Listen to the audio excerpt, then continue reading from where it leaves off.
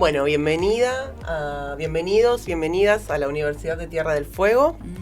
Estamos en la radio de la universidad con la hermosa presencia de Rita Segato, que nos está acompañando. Les habla María Martinengo y estamos también con Dulcinea Duarte de Medeiros para tener una conversación con Rita. La venimos escuchando, la admiramos mucho, leemos su material en nuestras cátedras, así que es un privilegio poder conversar con vos. Así que bueno, bienvenida y muchas gracias por venir. Gracias, Rita. Eu sou quien agradece. Oh, por favor.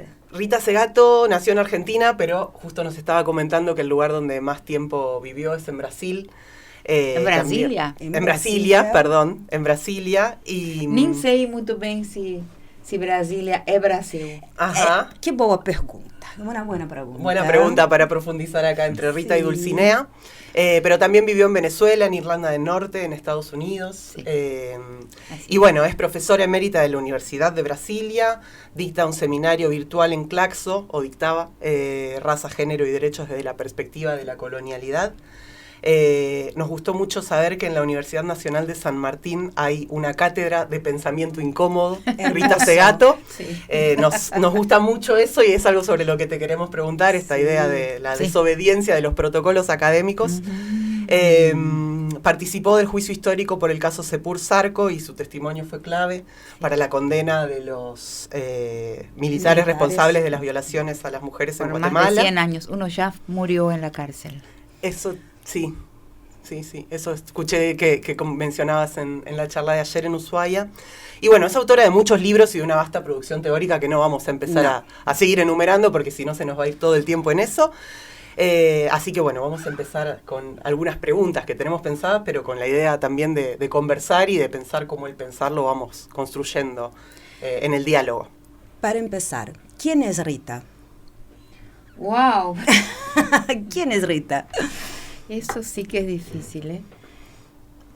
Puede llevar muchísimo tiempo, porque Rita tiene 74 años, entonces puede ser una respuesta larguísima. Qué privilegio tenemos de escuchar. Sí. No, porque es eso, porque ha habido un giro en la vida de Rita en el último año, en 2025. Porque siempre, digamos, yo soy conocida como una ensayista, antropóloga, alguien, digamos, que se ha puesto el blindaje del pensamiento racional, ¿no? Pero justamente el año pasado, estaba yo en la Feria del Libro de Guadalajara, que es la mayor feria del libro de la lengua española, y una profesora, sin querer, un desliz mío, le permitió saber que soy poeta, que escribo poesía. Como 6 meses después me llega un mensaje de ella, se llama Julia Santibáñez, y me dice, mira, el día que conversamos no te conté que dirijo la editorial de literatura de la UNAM, de la Universidad Nacional Autónoma de México, que es monstruosamente enorme y poderosa. Sí. ¿Me puedes mandar 2 o 3 de tus poemas? Bueno, resultado, el año pasado presenté en la Feria del Libro de Guadalajara también un libro de poesía. Entonces, la Rita que fui siempre, hoy somos 2, que no son la misma. Es curioso. Quizás en algún punto se superponen o mutuamente se influencian, pero yo tengo entonces un yo, digamos, un sujeto racional, ensayístico, y un sujeto poético también, una sujeta poética. Y salió el libro que se llama El Camino de Regreso. Son varios cuadernos, ¿no?, que hablan del destierro de la vida fuera de mi país, ¿no?, por muchísimos años, desde los 23 años hasta los 58, en que comienza un retorno, comienza un regreso. Y son cuadernos de esa peregrinación de yo migrante, porque he sido migrante toda mi vida. Sí. Entonces yo soy ensayista, poeta y migrante. Voy a salir un poquito de lo que habíamos planeado, porque hay algo en un pasaje de uno de tus libros donde decís que pensaste en un caso particular y que eso te generó algo en el cuerpo. Vos decís, yo sentí como un frío en la espina una sensibilidad, lo leí ahí. Otra sensibilidad cuando vos decís que pensa la categoría crimen de poder a partir de lo que escuchás. Estabas hablando sobre el caso de ese chiquito que asesinaron en Buenos Aires hace muchos años, con mucha crueldad, y en Candela pensabas. En los niños. En los niños. Sí. Y es asombroso que vos describís en tu libro que eso te percorrió como una cosa en el alma. Sí. Claro, porque yo creo que, ¿cómo explicar? Se me ocurre lo siguiente, mencionar lo siguiente, ¿no? Lo que he descubierto, voy descubriendo cosas todo el tiempo, hasta hoy. La diferencia, por ejemplo, entre el paper y el ensayo. Que por mucho tiempo en la universidad, con la cuestión del productivismo, etcétera, nos han hecho pensar que hay que aprender la tecnología del paper. O sea, que es un estilo de escritura que no es el nuestro. El ensayo es otra cosa, el ensayista sentipiensa, ¿no? Como diría el gran sociólogo colombiano. O sea, piensa, pero su sentimiento frente a lo que piensa está presente y además le habla al otro. El ensayo es conversacional. Aunque el otro no esté adelante, hay un público al cual el ensayo se dirige e intenta convencerlo, sensibilizarlo con relación a lo que está diciendo. Yo soy una ensayista, no una paperista. Y también desprecio profundamente el género paper porque es el que se dirige a la inteligencia artificial, acumulación de información y ya está. Nunca la acumulación de información fue lo que nos permitió caminar en el trayecto histórico de la humanidad. Es un error brutal. Entonces eso que siento frente a esos dos crímenes y a otros muchos crímenes que infelizmente... Yo soy una persona hipersensible a la violencia. Yo no puedo ver una película de violencia porque no duermo durante una semana. Y me toca, nunca por elección personal, no fue nunca una elección mío, trabajar sobre entender la violencia. Yo no sé por qué esta condena, ¿no? Sí. Que lo estoy queriendo dejar todo el tiempo, no desde el primer día, porque yo estudiaba. Mi tema eran... antropología de la religión. Ese era mi tema cuando llego a Brasil y es el tema de mi tesis doctoral. Sí. Entonces llego, empiezo a trabajar y un día, llegué en 1985, empiezo a trabajar en Brasilia y en 1993, hasta entonces yo hablaba sobre mujer y religión, también género, empiezo, pero no por temas de violencia. Sino sobre la estructura de la persona, o sea, la composición, que la antropología es uno de los grandes temas de la antropología, la construcción de la persona, que no es igual en diferentes civilizaciones, ¿no? Hay civilizaciones donde la persona tiene 3 almas, donde el alma puede estar en el hígado, o sea, la construcción, y en el candomblé, yo creo que la construcción de la persona es muy distinta a la construcción occidental de la persona. Eso y ya me llama el rector, nos llama a 3 profesoras que trabajamos con el tema mujer, que ni sobre género se hablaba, que lo ha convocado, que le ha solicitado el secretario de Seguridad Pública de la ciudad de Brasilia, que se llamaba curiosamente, y vos lo vas a entender, Coronel Brochado. Sí, traduciríamos como pene flácido, que no se le para, ¿no? Okay. Coronel Brochado. Y lo llama pobre, ¿no? al rector, que fue una cosa bien pionera, y le pide que la universidad le explique por qué en 1993 hay un brote de violaciones en la calle. Ahí fui convocada a pensar la violencia y elegí ir a la cárcel y escuchar a los presos condenados por violación. Pero nunca fue un tema que yo elegí. Pero lo que quería contarles es esto. En ese momento yo pensé, acá está sucediendo algo raro. Hay una pandilla que llegó del nordeste, mirá la cabeza que teníamos, ¿no?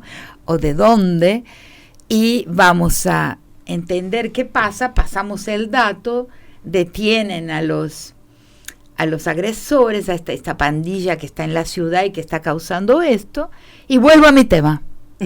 Y nunca conseguí volver, porque eso no era un problema raro que estaba sucediendo en Brasilia, sino que fue algo que vino para quedarse.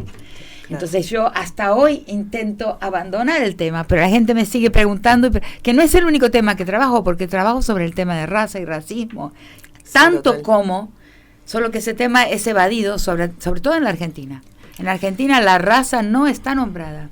Y sin embargo, claro, están muy anudados esos dos temas, ¿no? La violencia y el racismo. Anudados en la historia. Y me resulta muy interesante pensar que, como les estuve escuchando en estos días en Ushuaia, cómo se va imbricando también esta trayectoria académica con sus propias biografías. Total.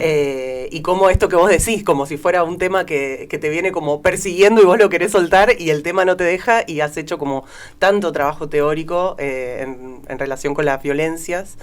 Sí, por más que no, como nunca lo pesar, digamos. Pensé que volvía, que yo que él dejaba, respondía y volvía.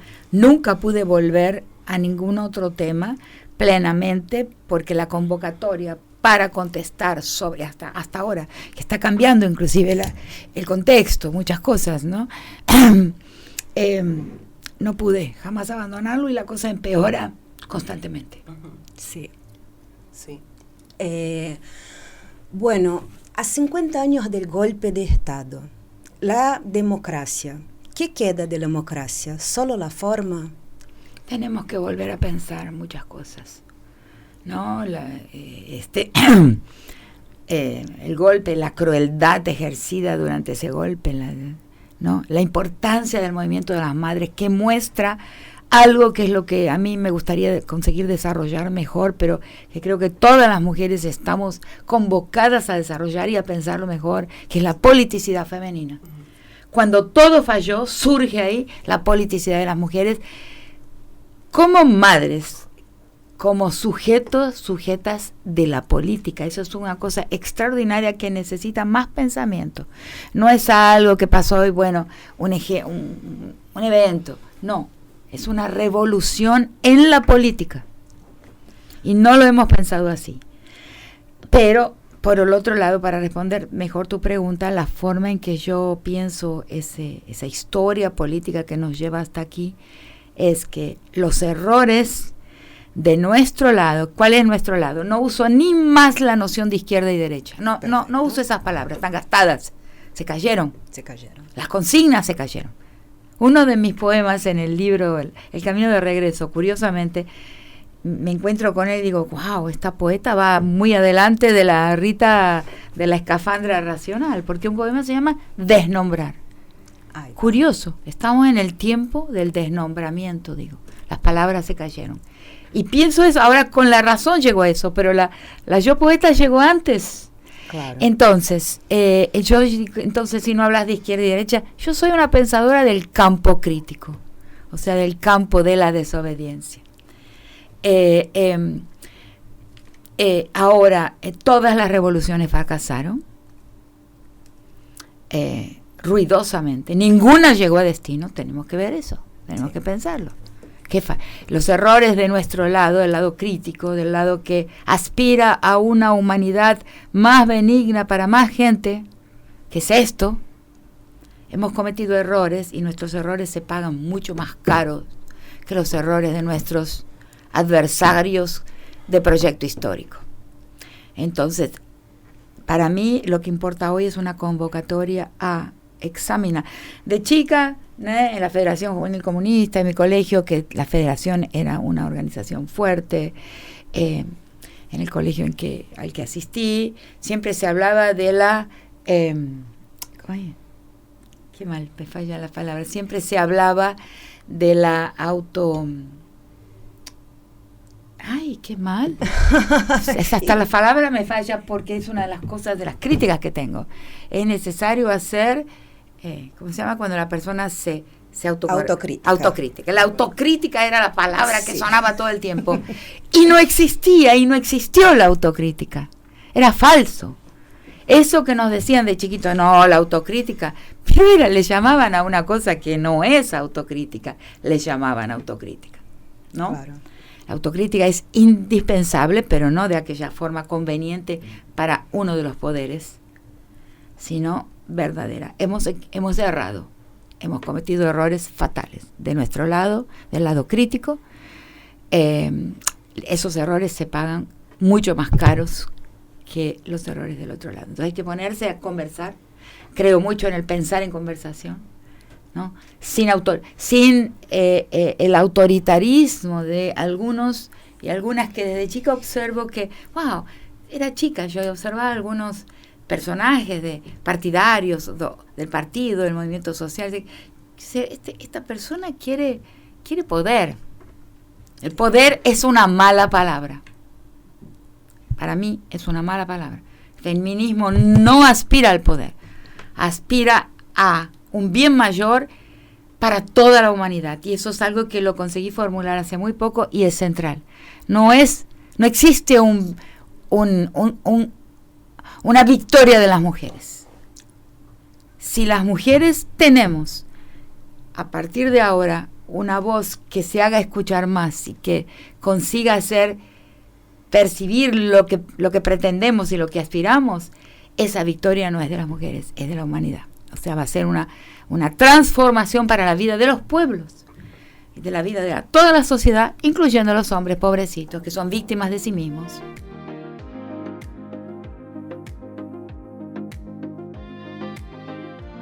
Ahí, en una de tus obras, vos localizás en las dictaduras latinoamericanas un poco el inicio de lo que nombrás de la nueva guerra contra las mujeres. ¿Me podés desarrollar más un poquito de esa crueldad que comentabas?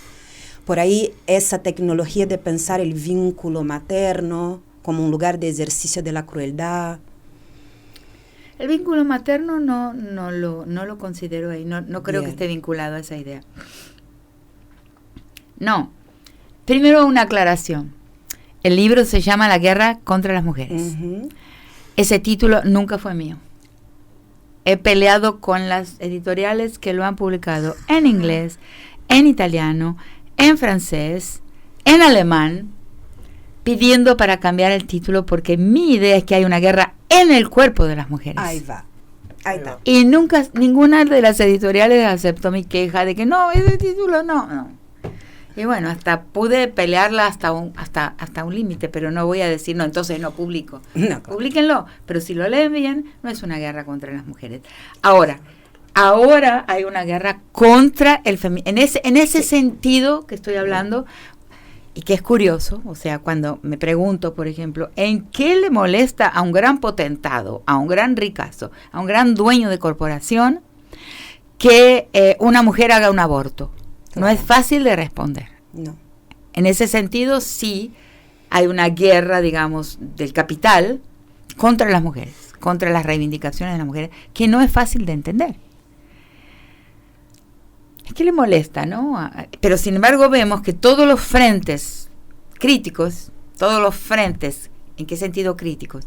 Que respaldan la acumulación-concentración, o sea, que es uno de los proyectos históricos, digamos, nuestro proyecto histórico no es el del poder y no es el de la acumulación-concentración, uh-huh. Pero el proyecto histórico de nuestros adversarios, antagonistas de proyecto histórico, como les llamo, su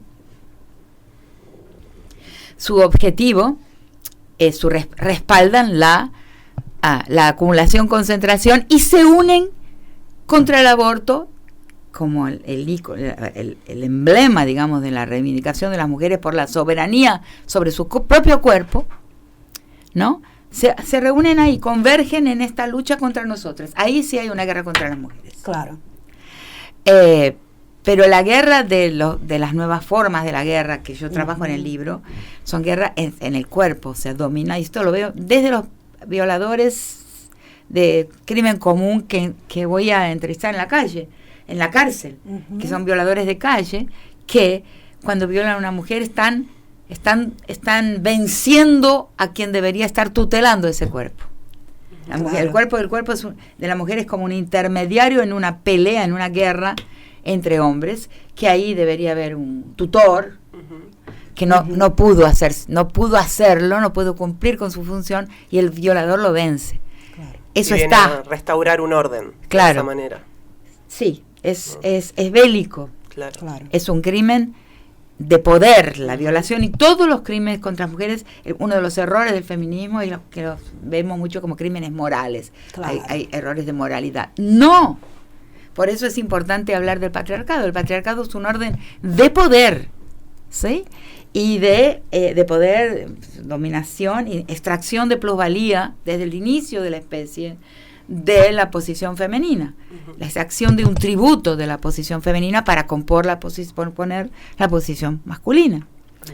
Entonces, sí hay ese poder, pero me perdí. Estábamos diciendo sobre esa guerra en el cuerpo de las mujeres y la dictadura. Claro, ahí viene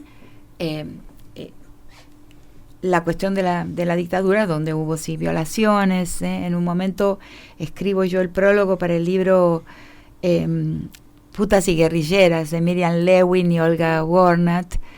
Y últimamente estuve este año, no quería participar, pero me pidieron y acepté en la ex-ESMA que hubo en la Noche de los Museos una sesión de las mujeres que estuvieron, que son sobrevivientes de la ex-ESMA, y me pidieron que estuviera presente y que hablara. Yo decía, yo no puedo, ¿no? Porque yo no estuve ahí, yo me fui antes del país. No lo pasé, pero bueno, y ahí colaboré como podía y entendí, ¿no?, que cuánto sufrimiento hubo. Ya lo sé, además lo sabía desde que estaba fuera de Argentina, recibiendo las noticias, a veces hasta de forma mejor de lo que se hablaba aquí mismo, ¿no?, de lo que estaba pasando. Pero en la dictadura hubo, ¿no?, horribles formas de crueldad, y especialmente la parte de violación, ¿no?, del cuerpo de las mujeres. O sea, la violación es un arma de guerra. Es un arma de guerra, y ahí está todo un trabajo, un análisis mío de cómo muda la sexualidad a partir del evento de la conquista y la colonización. Y cómo en actos de conquista y de dominación, la dominación sobre el cuerpo de las mujeres es parte de, digamos, de la pedagogía de la crueldad indispensable para poder destruir un paisaje, ¿no?, y para poder hacer una guerra, ¿no? Me contaba una vez, hace mucho tiempo que estuve hablando, vino una chica y me dijo, estoy haciendo investigación, soy antropóloga, sobre los muchachos, los jóvenes que van en la provincia de Chubut, ¿no?, desde el campo al cuartel que queda en Comodoro Rivadavia, donde estaban importantes pozos de petróleo. Y cuando llegan, muchachos que son campesinos, muchos de origen indígena o mestizos, o sea, provenientes de un mundo o indígena mapuche o mestizado con el mundo indígena, cuando llegan, ella sabía por su investigación que el primer lugar a donde los llevan es al prostíbulo, pues que es el lugar donde se aprende, es uno de los espacios por excelencia de la pedagogía de la crueldad. ¿Qué es? Hay mucha gente lo entiende, me hago mucha mala sangre porque encuentro muchas veces mal citado mi definición de pedagogía. No es que la crueldad, que son crueles, que son malos, no, es todo aquellos que nos enseña a normalizar la visión del otro como cosa. Claro. O sea, nos modula, nos modela una personalidad psicopática, o sea, no empática, o sea, y perversa, ¿no? Entonces, esa modelación, ese acostumbramiento a que el otro está sufriendo y nosotros no sentimos el sufrimiento del otro, o sea, que modela nuestra personalidad como psicopática, eso es la pedagogía de la crueldad.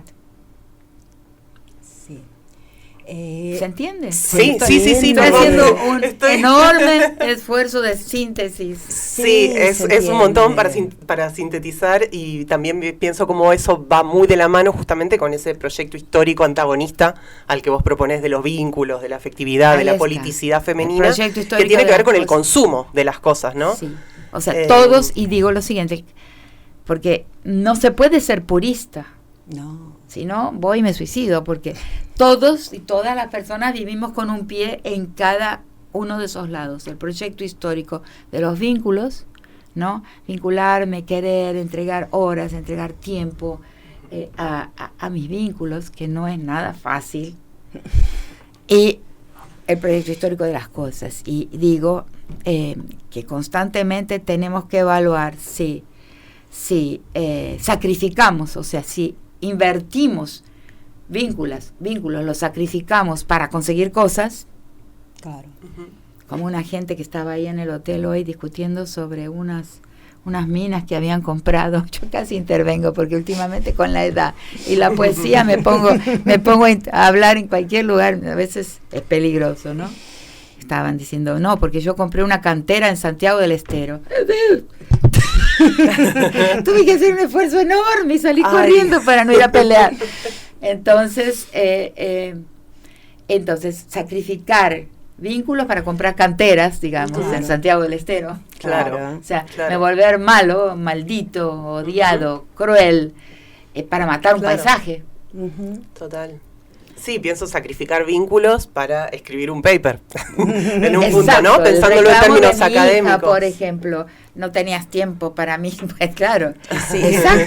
Exacto.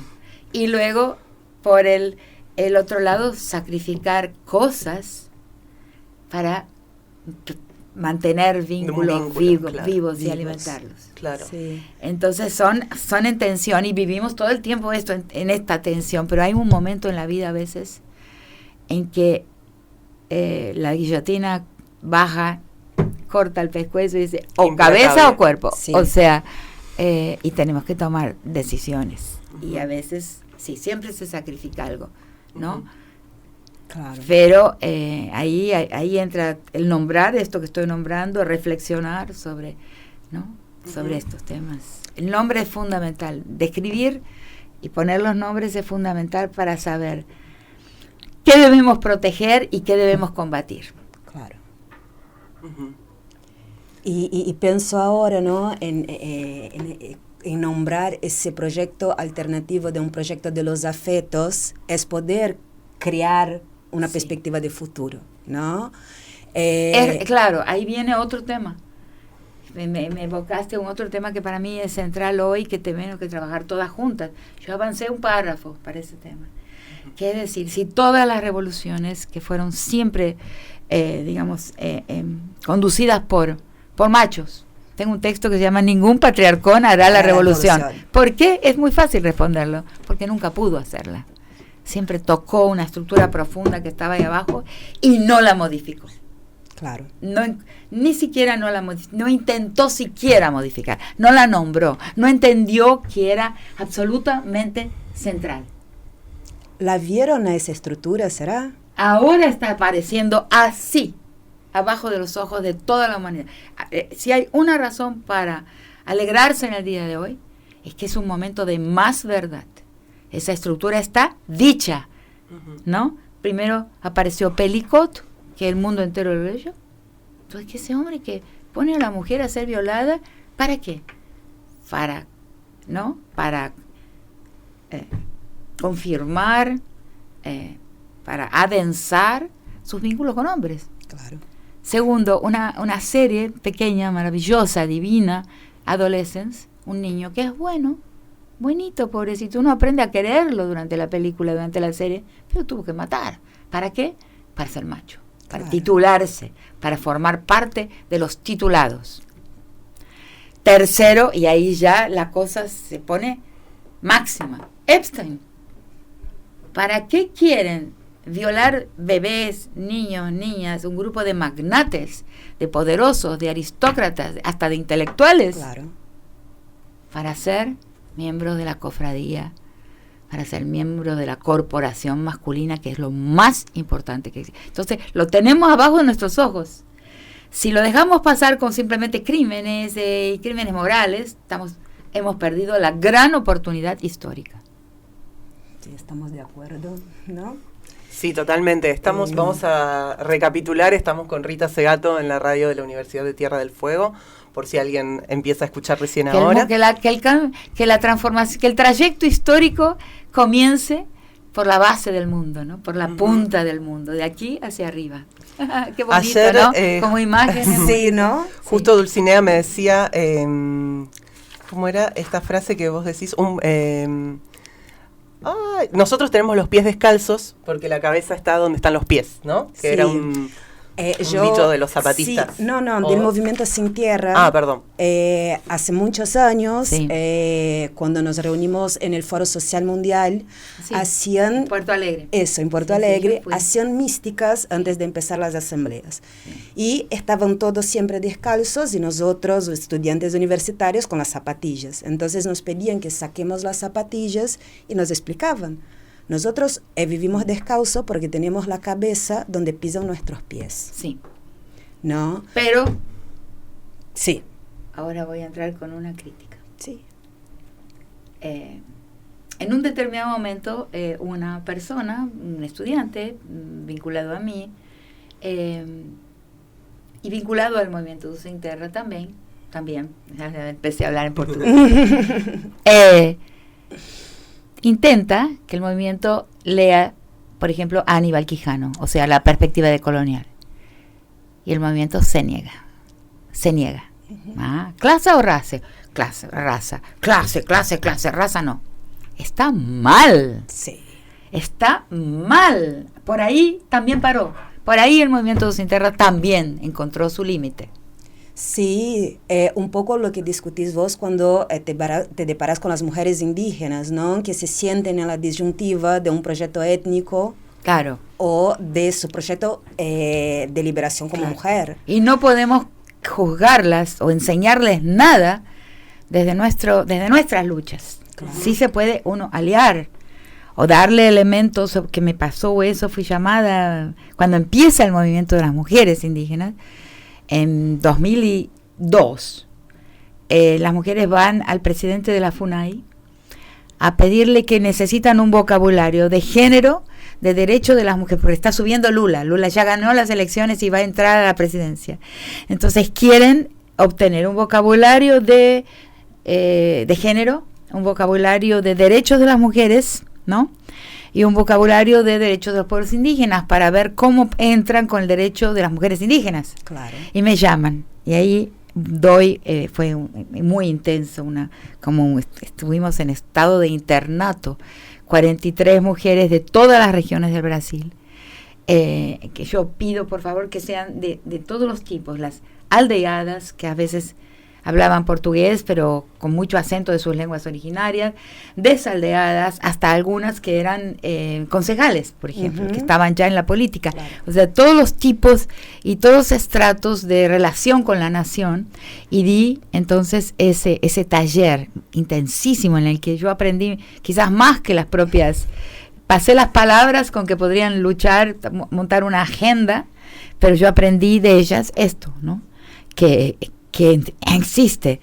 puede existir una tensión entre defender los intereses del pueblo y defender los intereses de las mujeres de ese pueblo, y que ellas tenían todo el tiempo que elaborar esa tensión, y yo lo entendí, y así tiene que ser, que una mujer en Nueva York, en París o hasta en una de las grandes capitales de nuestros países no tiene el problema de ponerse en una posición antagónica con relación a un hombre poderoso. Ahí ya puede luchar sin miedo contra ese hombre poderoso, ese hombre dominador, no solo de mujeres, sino dominador de pueblos, de naciones, un hombre imperial. Uh-huh. Pero ellas no, entonces tienen que constantemente hacer y eso aprendí mucho al entenderlo, y no, mi feminismo también sale de ahí, o sea, de ese diálogo, ¿no? Claro, nosotros lo que pensábamos un poco es que eso, cada vez más por ahí, y tenemos un videocito para mostrarte, lo pones el auricular por favor para que lo puedas escuchar. Mundial. Amigos, voy a decir algo de verdad, porque están insoportables hoy en el stream. El argentino no es una persona racista. Los argentinos no somos racistas. Entiéndanlo de una buena vez. No lo somos. No pueden encasillar a todo el mundo por una persona. No somos racistas, ¿ok? No lo somos. No lo somos. Bien, queríamos como mostrar ¿Él lo como... dice en serio o está haciendo... Lo dice en serio. Eso, o un está poquito. haciendo una parodia No, irónica? parece una parodia, pero no. Eso es uno de los youtubers jóvenes más escuchados de Argentina. Mentira. Wow, que me vuelvo a Brasil ahora mismo. Bueno, y un poco lo que queríamos traer eso es por dónde empezamos. Yo veo eso, yo tengo dos hijos, un varón de 11 y otro de 2, y que están en mi casa y conversan con María y ven eso. Y obvio, escucha eso y me viene a preguntar, pero ¿cuántos otros niños y niñas están escuchando eso sin un diálogo, sin un ojo en el ojo? Falta conversación. Falta conversación y falta publicidad, ¿no? Claro. Bueno, tienen que ver la película de Lucrecia Martel. Ay, Sí, sí, la re urgente. queremos ver. Que ¿Y nos vos llega viste? acá. Claro, Acá hago porque- un paréntesis, porque te escuché mucho hablar también de cine o de series, y también a mí me apasiona mucho ese tema, y cuando escuché también que vos viste o investigaste mucho en Recife, me Sí. preguntaba si pudiste ver ya El Agente Secreto. No, La Gente Secreta no la vi, es más hollywoodiana para mí. Ah, me gustó. ok, La de ok. Lucrecia, sí. No, obvio. No comparación. No las comparaba, sino era como preguntarte en realidad si la habías podido ver. La de Lucrecia Eh, es impresionante Nuestra porque tierra puede ser que se Tierra llame. nuestra, Sí, nuestra nuestra tierra. tierra. Nuestra. Mi hijo fue el fotógrafo de la película. Tengo gran orgullo de eso y la película, pero la película hay un momento en que vos ves a los asesinos de Chocobar diciendo, bueno, ¿cómo se sabe que esa gente son indios? Y ves las caras. La cara es un documento. Impresionante cómo se muestra que la cara es un documento el documento para el cual en nuestro país, bueno, yo tengo un texto sobre eso que se llama Los cauces profundos de la raza latinoamericana. Cuando yo era chica, sí, cuando vino lo que se llamó en Buenos Aires, viene el aluvión zoológico. Ujú, ¿Qué claro. eran? Eran simplemente la gente del interior que estaba en un a proceso de expropiación de una expulsión del campo, Sí. y son morochos, y entonces se llamaban los cabecitas negras. Claro. Ni esa palabra existe más. Es tan tremendo el racismo en Argentina que ha sido, hay una, ¿cómo se llama en psicoanálisis? Cuando una forclusión Una forclusión. de todo vocabulario capaz de nombrar el racismo. Mi compañero es un hombre de Jujuy, hijo de bolivianos, para Argentina un negro, morocho. Y yo sé que muchas veces cuando llamamos un taxi, si lo llamo yo me pare, si lo llamo él no son cosas muy sutiles. El racismo peor. Entonces digo, ¿qué es? Lo he dicho también, es uno de los fragmentos de entrevistas conmigo que lo han recortado, ¿no? Cuando hablo de que no tengo fe estatal, porque nuestro estado es un estado central, porteño. Un presidente dijo que bajamos de los barcos. En Argentina hay más indígenas que en Brasil. Sí.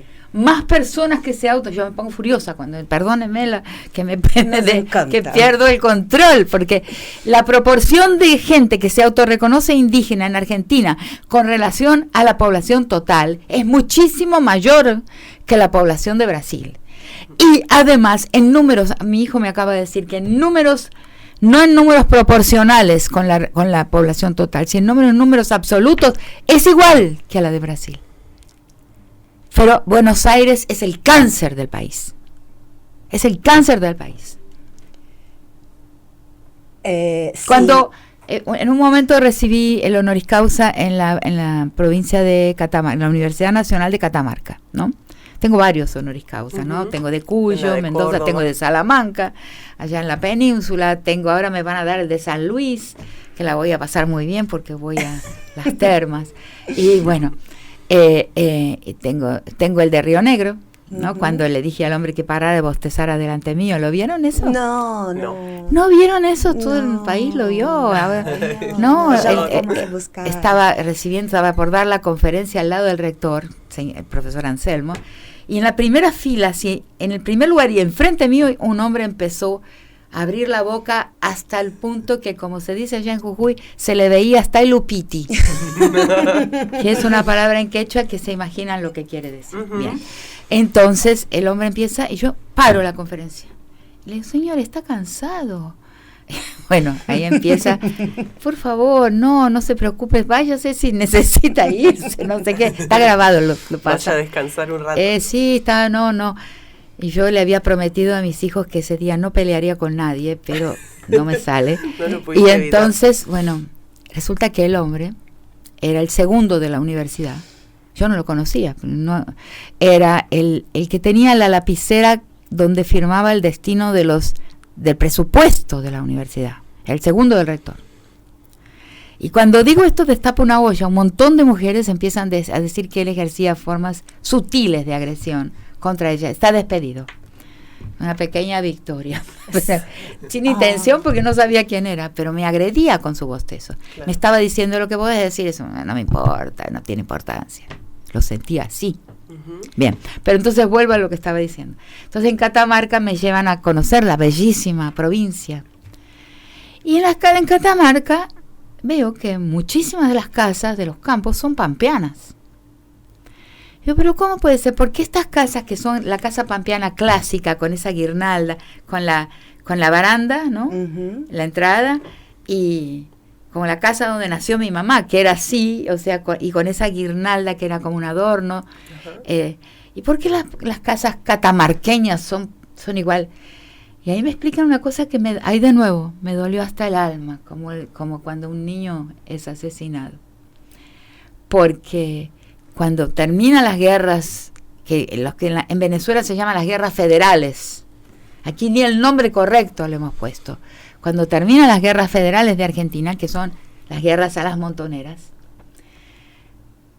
todos los soldados, los miembros del ejército que exterminaron a la gente que luchaba por un país federal, que no lo somos, de nombre solamente, una mentirita el nombre, entonces todos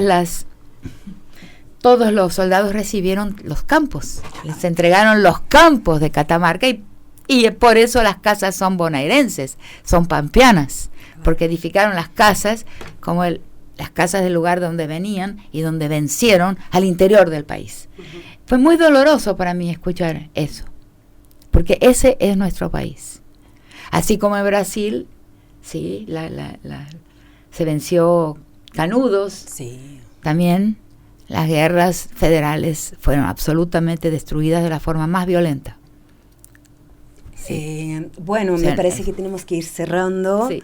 Y por ahí me parece que hay algo que traes en tu obra, que es ese racismo práctico que decís vos, que está en la arquitectura, que está en la mirada de la profesora, que siempre decís que no se ve racista. No, la profesora que no maltrata Que no directamente a nadie. maltrata. Sí, Claro, ¿Cuánto? sí. Que no maltrata a nadie, pero que jamás ve en un niño no blanco, en un niño morocho, la esperanza de una genialidad, de una gran inteligencia capaz de salvar al país. Nunca lo ve, y eso tiene un efecto brutal en los niños. Y lo he visto por muchas, que cuando empieza nuestra lucha por las cotas en Brasil, que salió de Brasilia, Sí. que salió de mi casa, digamos, porque el movimiento negro siempre luchó por las cotas, por las acciones afirmativas. Pero hay un momento en que dos profesores no negros se dan cuenta de que la universidad es racista, y ahí entonces se nacionaliza el problema, porque los problemas de las mal llamadas minorías son problemas de todos y de todas las personas. sí. Bueno, habría mucho más para decir, pero no da el tiempo. ¿Cómo podemos hacer para pensar en la idea de que vos en alguno en Contrapedagogías de la Crueldad decís que un pueblo es un pueblo por el proyecto mismo de continuar siéndolo? Exacto. ¿Cómo podemos abonar un poco más a esa idea, también a la idea esta de pensar cómo contraponer este proyecto de los vínculos contra ese proyecto del capital que es simplemente de acumular? Conversar. Conversar. Yo creo intensamente en que tenemos que conversar más, y que se piensa en conversación, y que la historia cambia ahí sí, con los pies en el suelo, cara a cara, cuerpo a cuerpo, y conversando, ¿no? Haciendo entender que a veces, y cambiando el deseo. Eso estaba conversando con un amigo, un filósofo español, Amador Fernández Sabater, que en este momento está dando un curso sobre mi pensamiento, ¿no? Y llegamos a una conclusión: o cambiamos el deseo o la historia no camina. Ujú. Agradecemos a los que nos acompañaron, a los que escucharon a Rita Segato con nosotras. Agradezco a mi compañera María Martinengo. Yo agradezco a Dulcinea Duarte de Medeiros, de la Universidad de Tierra del Fuego, y decimos también que en la coordinación de la radio está Eli Furlano y en la técnica Noé Mangín y Maxi González, a quien también les agradecemos mucho. Muchas gracias.